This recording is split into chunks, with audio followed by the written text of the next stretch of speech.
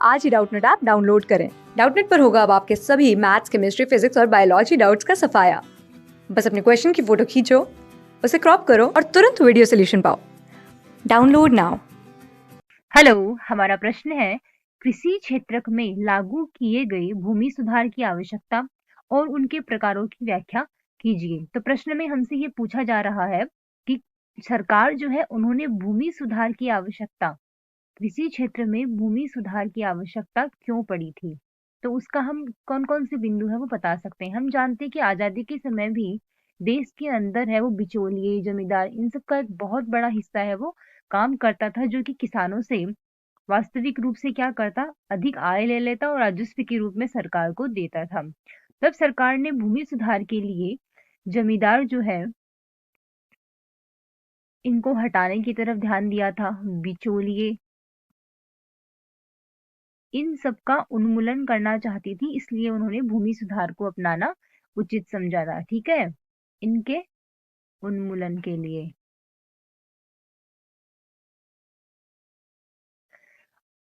और भी बिंदु हो सकते हैं भूमि सुधार के लिए, जहां पर भूमि वितरण में समानता लाने के लिए सरकार ने भूमि सुधार को लाना उचित समझा।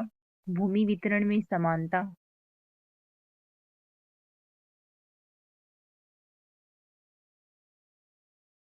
तीसरा जो बिंदु है वो ये हो सकता है कि जो भूमि का मालिक है वो किसान को बना देना चाहते थे। भूमि का मालिक है वो किसान को बनाना, इसलिए उन्होंने भूमि सुधार संबंधी नियम है उनकी आवश्यकता को लाना उचित समझा। उसके बाद में बोल सकते हैं कि जैसे कई भूमि है वो बंजर पड़ी थी, जंगलों में तब्दील हो चुकी थी, उन सबको सरकार है वो अपने अधिकार में लाती, इसलिए उन्होंने भूमि सुधार को लाना उचित समझा था। इस प्रकार से हम इन बिंदुओं के आधार पर भूमि सुधार के लाने का कारण है वो बना सकते हैं। अब प्रकार की तरफ बात करते हैं, तो कौन कौन से बिंदु हो सकते हैं। प्रकार, इनके प्रकार कौन कौन से हो सकते हैं। सबसे पहले हम बात करते हैं जमींदारी प्रथा है उसके उन्मूलन का। जमींदारी जो प्रथा है उसका उन्मूलन भूमि सुधार के प्रकार में हो सकते हैं कि इसके उन्मूलन के रूप में, कि किसानों का शोषण है उसको समाप्त कर दिया जाए। सरकार और जमींदार के बीच में जो एक, सॉरी, जमींदार और किसानों के बीच में एक जो कार्य था उसको समाप्त कर दिया जाए। सरकार और किसान से सीधा ही क्या हो जाए, संपर्क स्थापित हो जाए। बीच में से जो बिचौलिए हैं उनको हटा दिया जाए, इनसे यहाँ सीधा कनेक्शन है वो स्थापित हो जाए। ठीक है, इसके लिए उन्होंने जमींदारी प्रथा के उन्मूलन का कार्य प्रारंभ किया था। उसके बाद में दूसरा बिंदु हो सकते हैं कि किराएदारी सुधार। किराएदारी सुधार के अंतर्गत उन्होंने क्या किया था कि जो भूमि सुधार या जो बीच का जो कार्यकाल होता है, किराएदार का जो स्वामित्व है उससे संबंधित अधिकार जो है उसके अंतर्गत प्रदान किए गए थे।